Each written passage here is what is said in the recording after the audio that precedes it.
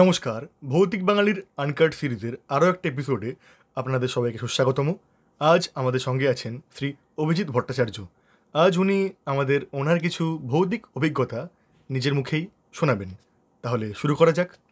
অভিজিৎ দা, তোমার জীবনে ঘটা বা তুমি কোনো কিছু এক্সপিরিয়েন্স করেছো, ধরো খুব একটা ভৌতিক না, বা ধরো তোমার মনে হয়েছে যে হয়তো সেটা ভুতুড়ে ব্যাপার ছিল কিন্তু হয়তো পুরোপুরি ছিল না, বা ওরকম কিছু একটা প্যারানর্মাল বলতে পারো, আধি ভৌতিক বলতে পারো, বা হয়তো পুরোপুরি ভৌতিক, এরকম কোনো ঘটনা তোমার যদি মনে থাকে এই মুহূর্তে, যদি আমাদের একটু শোনাও।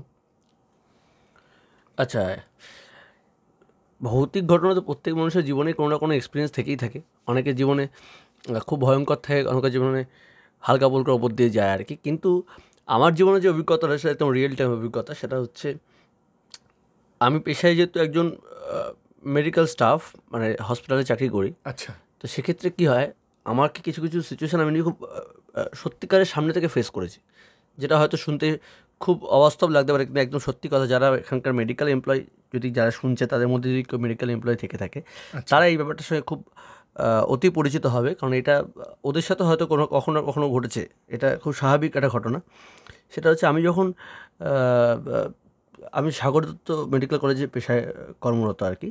এবার আমি যেখানে চাকরি করি, ওখানে খুব স্বাভাবিকভাবে মর্গ থাকে। মর্গে তো প্রত্যেকটা হসপিটালে মর্গ থাকে। গভর্নমেন্ট হসপিটালে মর্গ তো আরও বেশি পেশেন্ট, নানান ধরনের পেশেন্ট থাকে।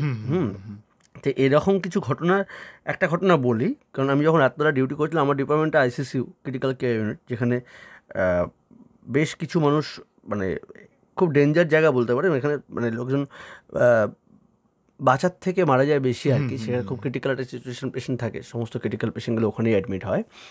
সেক্ষেত্রে মানে আমার যে সেরা একটা ঘটনা মনে আছে, যেটা আমার জীবনের সাথে খুব ভালো মতো হয়েছে, সেটা হচ্ছে, আমাকে একবার রাত্রে মর্গে যেতে হয়েছিল। একটা পেশেন্টের ব্লিডিং বন্ধ হচ্ছিল না। মানে মারা যাওয়ার পরে তার ব্লিডিং হচ্ছিল, ব্লিডিং হওয়ার পর ব্লিডিংটা তার বন্ধ হচ্ছিল না, সামহাও ব্লিডিং বন্ধ হচ্ছে না। তো ইন জেনারেল কী হয়, যখন যেখানে বডি মানে পোড়ানো হয় আর কি, সেখানে কিন্তু কখনোই ব্লিডিং যদি হয়, ব্লিডিং কন্টিনিউয়াসলি হতে থাকে, তখন সেখানে সেটা বডি মানে পোড়ায় না আর কি। তার জন্য ওরা কী করে, ওরা আগে যে হসপিটাল থেকে আসছে না কেন, সেখানে অলরেডি পুরোপুরি ক্লিয়ার করে, পরিষ্কার করে সমস্ত যা যা প্রসেস আছে সেরকমভাবে করে মর্গে পাঠানো হয়। তবেই মর্গের লোকরা বডিটাকে পোড়ায়। তো যথারীতি ওরা ওদের জায়গায় ঠিক। তো আমাকে যেটা বলা হয়েছিল যে, দেখো ব্লিডিংটা বন্ধ হচ্ছে, গিয়ে দেখে এসো। আমি যখন মর্গে যাই, আমি তখন দেখতে পাই যে দরজাটা, মানে আমি যখন সাকশান হয়, মানে একটা মেডিকেল ফিল্ডে বলে সাকশান বলতে গেলে ভ্যাকিউম সাকশান থাকে, যেটাতে একটা পাইপের মধ্যে থাকে, যেটা মুখের মধ্যে ঢুকিয়ে যে ব্লিডটা হচ্ছে, সেই ব্লিডটাকে শাক করে নেয় শাকার মেশিন দিয়ে, থ্রু শাকার মেশিন। একটা প্রেশার থাকে, সেই প্রেশার দিয়ে শাক করে নেয়। এবার আমি যখন সেই কাজটা, প্রসেসটা আমি করি মর্গে গিয়ে, তখন আমি যেটা দেখতে পাই বা আমি যেটা অনুভব করতে পারি, সেটা একদম মিথ্যা না, সেটা সত্যি কথা। সেটা যে মর্গের দরজাটা ছিল আর কি, মানে যথারীতি ওখানে আমার সাথে একজন গেছিলো, আমাদের একজন সিকিউরিটি গার্ড ওখানে ছিলেন, সিকিউরিটির বাইরে ছিলেন, আমি ভেতরে ছিলাম। তা আমি যখন বডিটাকে বার করে, যখন মুখের মধ্যে থেকে যখন মেশিনটা দিয়ে শাক করা শুরু করি, সাকশান করা, তখন আমি বুঝতে পারি যে যে দরজাটা ছিল মর্গে, যে দরজাটা, আমার মনে আছে আমি যখন ঢুকে আসি তখন দরজাটা কিন্তু একটু খুলে এসেছিলাম। আচ্ছা। কিন্তু দরজাটা আমি লক্ষ্য করি কোনো হাওয়া চলাচল করছে না, কিন্তু ওখানে কিন্তু কোনো হাওয়া নেই, কিন্তু দরজাটা কিন্তু নড়ছে। আচ্ছা। যেটা ছাওয়ায় নড়ছে, কিন্তু যে রিফ্লেকশনটা যেটা পড়ে মাটির মধ্যে, সেই রিফ্লেকশনটা দেখতে পাচ্ছি যে দরজাটা নড়ছে, কিন্তু দরজাটা দাঁড়িয়ে আছে ফিক্সড। আচ্ছা। দরজা দাঁড়িয়ে আছে, দরজা কিন্তু নড়ছে না, কিন্তু ছায়াটা নড়ছে, কিন্তু সাউন্ড পাওয়া যাচ্ছে। আরে বাপরে!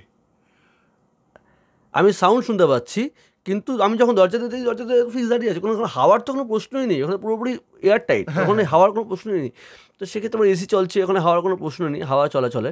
কিন্তু সেক্ষেত্রে আমি দেখতে পাচ্ছি দরজাটা স্টিল দাঁড়িয়ে আছে নর্মাল, জাস্ট যতটা খুলেছে ততটাই খোলা আছে, কিন্তু হাওয়াটার, মানে একটা হাওয়া বলছি, মানে ওখানে যেই সাউন্ডটা পাচ্ছিলাম, সেটা কিন্তু একটা দরজার, অনেক দিনের পুরোনো দরজা যখন যে চিক চিক ক্যাচ সাউন্ড, এই সাউন্ডটা আমি পাচ্ছিলাম। এর ভারী অদ্ভুত ব্যাপার। আমি যখন দেখি, তখন তো ওই মুহূর্তে ভয় পেয়ে লাভ নেই, ভয় পাওয়া সম্ভব না। তখন ওই মুহূর্তে আমি কিন্তু ভয় না পেয়ে নিজের কাজটা করে ওখান থেকে যথারীতি যত তাড়াতাড়ি সম্ভব বেরিয়ে আসি। এবার আসার পরে আমি এটা নিজে শেয়ার করি আমার বাড়ির লোকের কাছে। এটার পরে জানতে পারি যে মানে মর্গে তো এরকম ঘটনা ঘটতেই থাকে, এটা শুধু আমাদের এখানে না, আরজি কর, এনআরএস, সব জায়গাতেই কিছু না কিছু, প্রত্যেকটা হসপিটালে কোনো না কোনো অনেকেই ফিল করে আর কি। ঘটনা থাকে। এটা একদম জাস্ট এটা একটা শক্তি, এটা তো অবিশ্বাস্য কিছু নেই। তো এরকম একটা এক্সপিরিয়েন্স আমার হয়েছিল। আচ্ছা, বেশ ভালো লাগলো। আমাদের আজকের এপিসোড ভালো লাগলে আমাদের চ্যানেলটি সাবস্ক্রাইব করে দেবেন, আর পরবর্তী এরকম আরও বিভিন্ন মানুষের মুখে বিভিন্ন ভৌতিক ঘটনা শুনতে হলে আমাদের সঙ্গে থাকবেন। শুভরাত্রি।